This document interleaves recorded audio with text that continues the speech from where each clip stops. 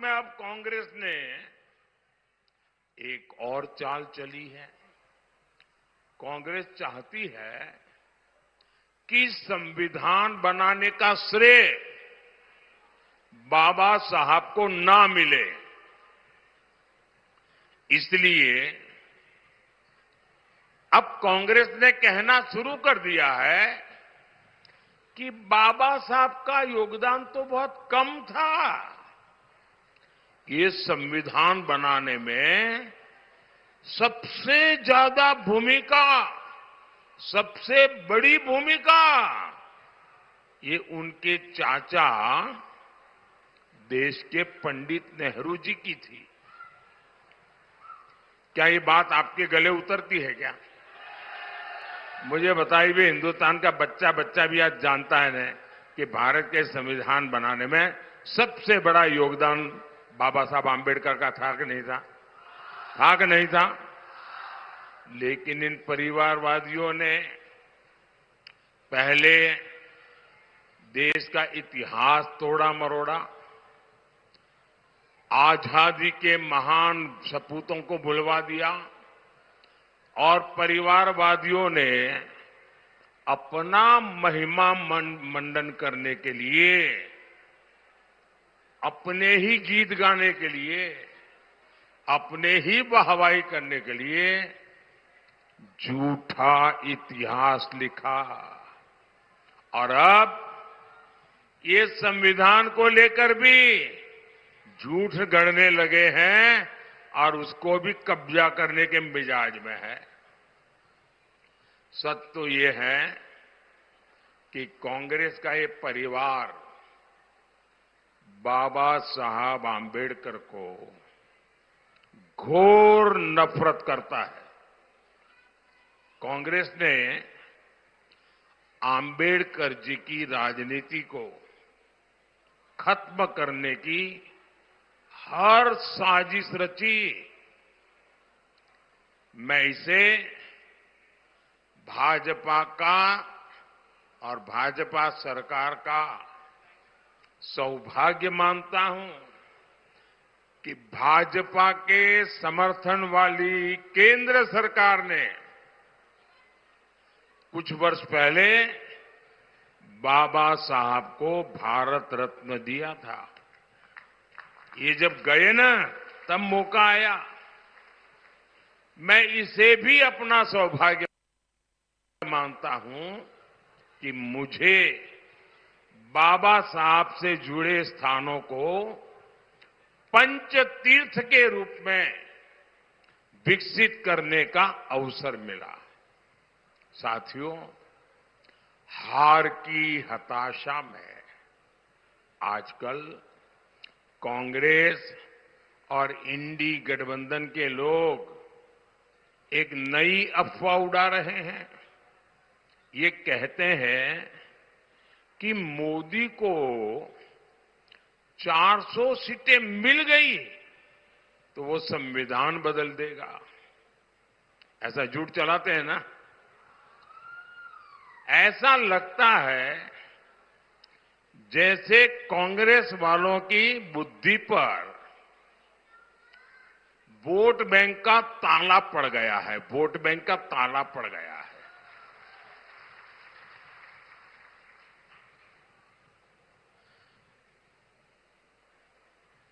अब इनको मैं बुद्धिमानी कहूं या न कहूं, ये भी मेरे लिए सवाल है।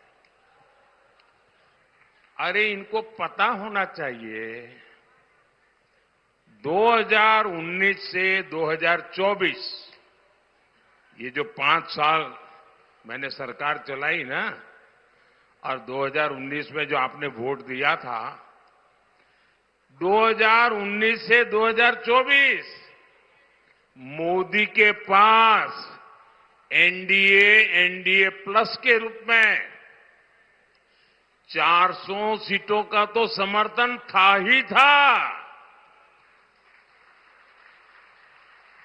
अब ये इनको इतनी भी याद नहीं है। वो ऐसी तरह जनता ने उनको मारा है, ऐसा मारा है कि अभी तक होश नहीं आया है।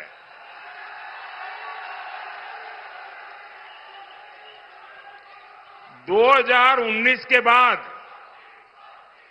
करीब करीब 300 सीटें तो एनडीए के पास थी।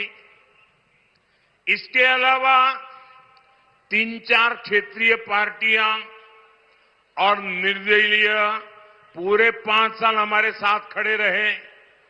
ये सब अगर मैं मिला लूं, एनडीए प्लस का हिसाब लगा लूं, तो ये करीब करीब 400 पहुंच जाता है।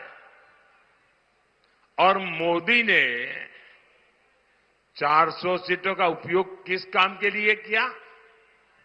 मोदी ने 400 सीटों का उपयोग 370 हटाने के लिए किया।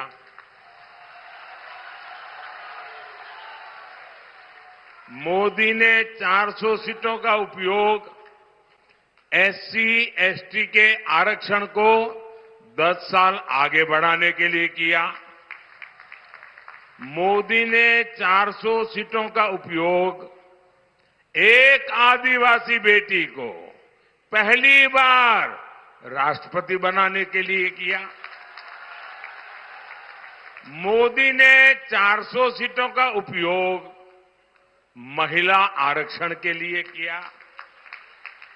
और मोदी 400 सीटें क्यों मांग रहा है, ये भी देश को जानना बहुत जरूरी है। मोदी को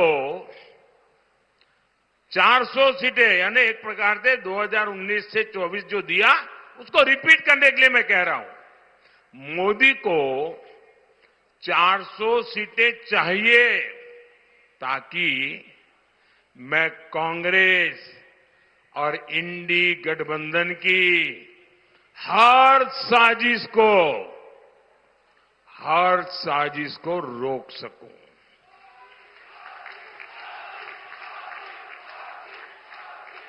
मोदी को 400 सीटें चाहिए ताकि कांग्रेस कश्मीर में धारा 370 को फिर से वापस लाकर के चिपका न दे,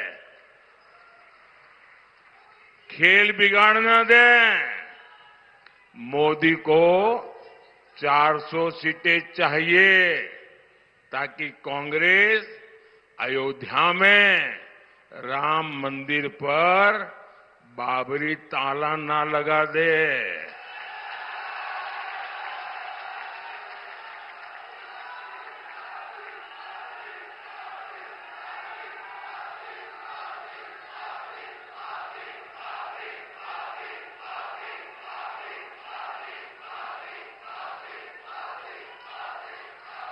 मोदी को 400 सीटें चाहिए ताकि कांग्रेस देश की खाली जमीन, खाली द्वीप, आइलैंड्स दूसरे देशों को गिफ्ट न कर दे, सौंप न दे। मोदी को 400 सीटें चाहिए ताकि कांग्रेस एससी, एसटी, ओबीसी से उनको जो आरक्षण मिला है ना, बाबा साहब आंबेडकर ने जो आरक्षण दिया है, भारत के संविधान ने जो आरक्षण दिया है, ये वोट बैंक के लिए उसमें डाका न डाले, इसलिए 400 सीट चाहिए। मोदी को 400 सीटें चाहिए ताकि कांग्रेस अपने वोट बैंक की सभी जातियों को रातों रात ओबीसी घोषित न कर दे और ओबीसी का जो कोटा है उसमें डाका न डाले, इसलिए मुझे 400 सीट चाहिए। साथियों, पिछले 2 सप्ताह से 14 दिन हो गए जब मैंने कांग्रेस को 3 बातें लिखकर देने की चुनौती दी थी। मैंने कहा था लिख करके दो, 140 करोड़ देशवासियों को लिख करके दो कि धर्म के आधार पर आरक्षण नहीं दोगे। मैंने सही कहा कि नहीं कहा भाई? सही कहा कि नहीं कहा? मैंने दूसरा कहा था, मुझे लिख कर दो, 140 करोड़ देशवासियों को लिख कर दो, एससी, एसटी, ओबीसी का आरक्षण आप कभी भी नहीं छीनोगे। मैंने उनको कहा था कि आप देश के नागरिकों को लिखकर दो, कांग्रेस की राज्य सरकारें ओबीसी कोटे से रातों रात डाका डाल करके मुसलमानों को आरक्षण नहीं दे देंगे।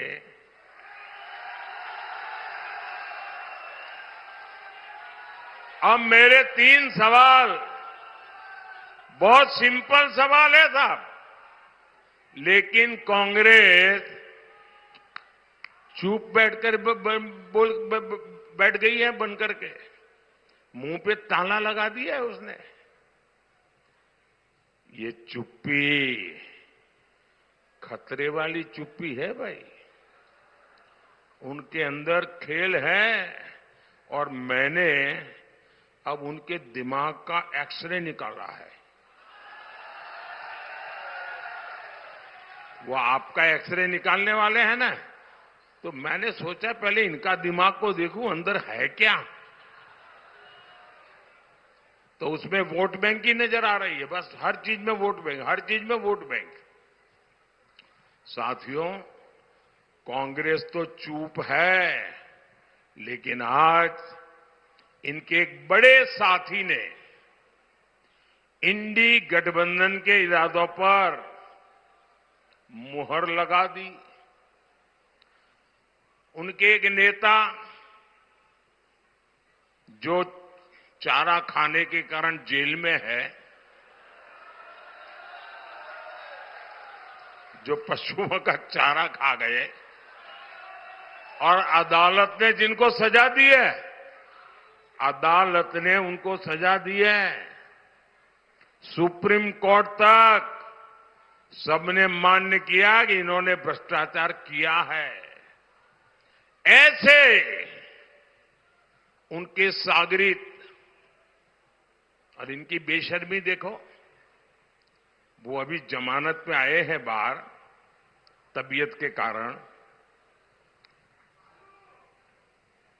जेल में कैद थे, कैदी है, गुनहगार है और अदालत ने उनको गुनहगार बना दिया है जी। अरे आपके गांव में भी अगर कोई 6 महीने जेल सजा काट करके आए ना, तो गांव वाले भी दूर रहते हैं, बेटी का व्यवहार करने से दूर रहते हैं। ये कांग्रेस वाले इतने गिर चुके हैं कि उनको माथे पे बिठा के नाच रहे हैं। अच्छा, उन्होंने क्या कहा, अभी अभी कहा है, पिछले 24 घंटे में ही उन्होंने कहा, ऐसे हाथ पछाड़ के बोल रहे हैं, मुसलमानों को आरक्षण मिलना चाहिए। और सिर्फ आरक्षण नहीं मिलना चाहिए, वो कहते हैं कि पूरा का पूरा आरक्षण मुसलमानों को मिलना चाहिए। इसका मतलब क्या हुआ?